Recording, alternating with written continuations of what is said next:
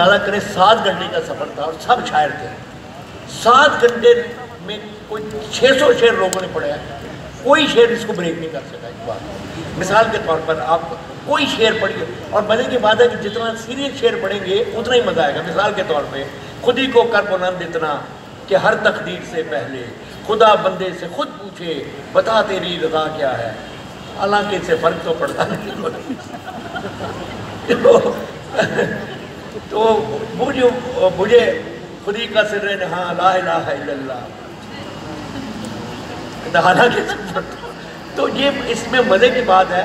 اگر آپ اس وقت اپنے کوئی پسند کا شعر ذہن میں لائیں تو پھر آپ اس کو خود بھی انجوائے کر سکتے ہیں کہ کس طرح اس شعر کے معنی جو ہیں وہ بدل گئے. انور کا ہی میں شعر آپ کو میں سنا دیتا ہوں کہ بیٹھے بیٹھے گم ہو جاتا ہوں.